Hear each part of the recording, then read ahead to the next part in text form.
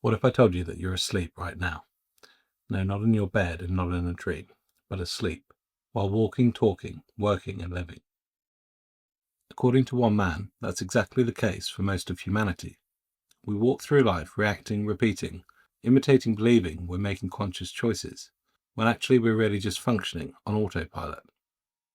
That man was George Gurdjieff, a mystic, a teacher, and a disruptor of comfortable illusions. And the system he developed, called the work, or the fourth way, wasn't some abstract theory. It was a brutally honest method for waking up from what he called the sleep of man.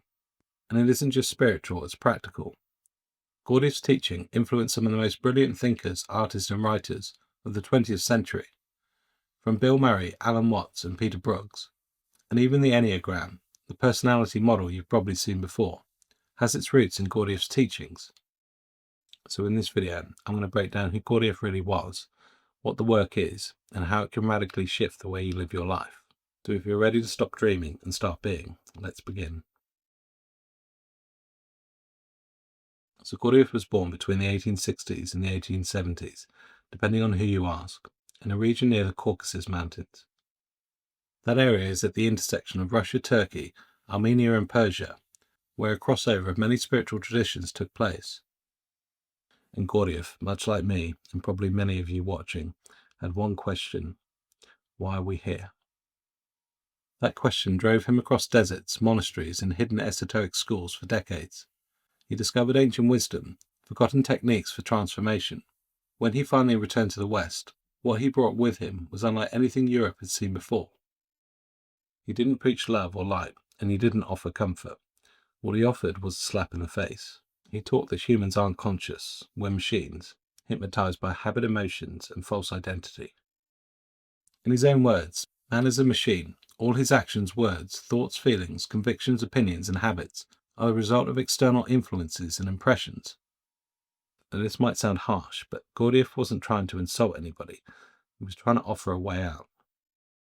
He studied his teachings in the early 1900s, first in Russia, then Paris, and eventually in a countryside school in the centre of France.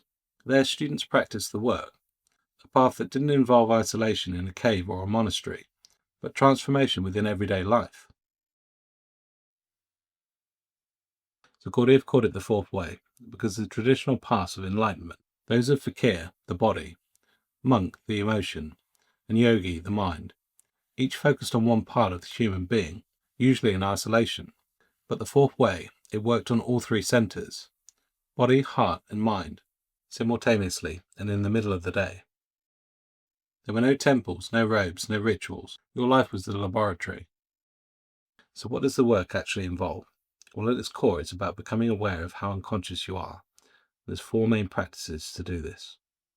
Self-observation. The first is self-observation, watching yourself without judgment, seeing how you react, how you talk, how you lie, how automatic you are. The second is self-remembering, bringing your attention to the fact that you are here, not just noticing the world, but remembering yourself in it, being aware of your own presence.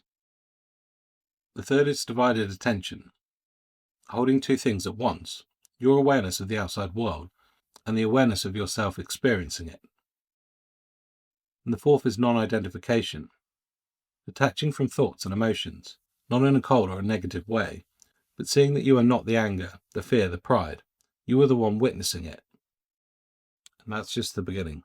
The work isn't about becoming better, but becoming real. Gurdjieff said most of us don't even have a unified I. We say I want and I don't want within minutes of each other. The goal is to build a consistent, awake inner self. So how could you use this today? In your job, your relationships, even your morning commute? Let's say someone cuts you off in the traffic. The automatic reaction is to swear, honk your horn, judge, replay it in your head for hours. But what if instead you observe yourself in the moment? You see the surge of anger. You don't suppress it, but you don't become it either. You breathe. You remain still. You notice how your body tenses, how your thoughts spiral, and you realize that this is a pattern. So that's self-observation. Let's layer that in with self-remembering. While driving, remind yourself, I'm here, I exist. It seems simple, but the shift is everything. Suddenly, you're not lost in your head or your phone. You're aware of your hands on the wheel, your breath, the sun through the window. This isn't about becoming robotic, but about becoming present. In relationships, the work helps you catch automatic roles. The victim, the controller, the people pleaser. You see how you slip into them unconsciously, and how much energy you lose in drama and emotion. Over time, this practice builds to what Gurdjieff called being.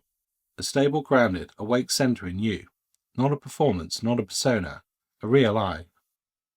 This isn't easy. In fact, Gurdjieff warned his students. This work is for those who must know the truth, not for those casually interested in self-improvement. But if you feel something stirring in you as you're hearing this, it might be a sign that you're already doing the work. So you've probably come across the Enneagram online. 9 personality types like Reformer, the Peacemaker, the Challenger. It's often used as a way to understand yourself and others better. But what most people don't realize is that this symbol wasn't created as a personality test. It was something much deeper. The Enneagram as we know it today was introduced to the West by Gurdjieff. It was a cosmic diagram, an ancient symbolic map of energy and movement. He saw it as a model for understanding the laws that govern everything, from the rotation of the planets to the mechanics of the human soul. The Enneagram shows patterns, cycles, movements, not just of people but processes, spiritual, psychological, even universal ones. It reveals how things repeat and how energy moves in predictable loops. And how we as humans are largely mechanical. We don't act, we react. We don't choose, we repeat. Gurdjieff used it to show how we fall into automatic habits, emotional and behavioral routines that run like clockwork. But it doesn't have to stay this way, and Gurdjieff's teaching showed us how to break the cycle. Real change, he said, requires 3 forces. Number 1, affirming, the force to say yes.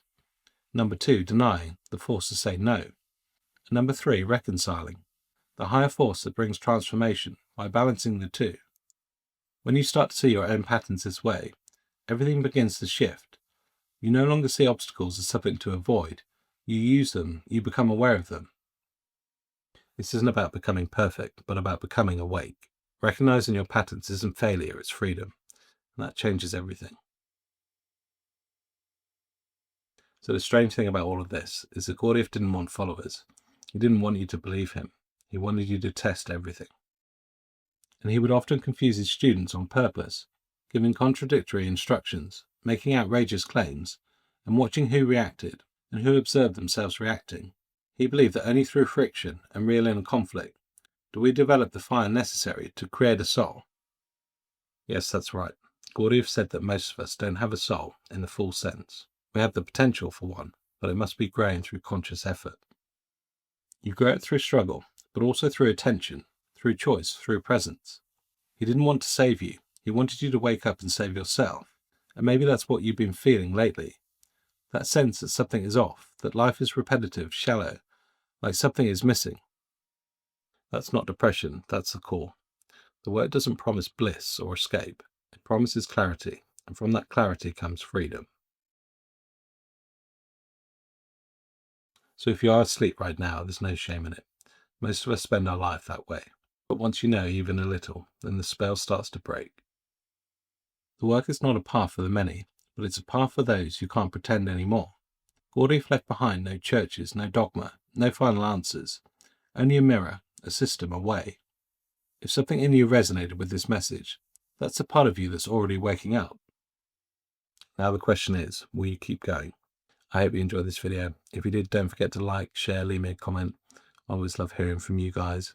If you're new to the channel, don't forget to subscribe and join this community of like-minded people. As always, thank you so much for your engagement and support. I look forward to seeing you on the next video. Bye for now.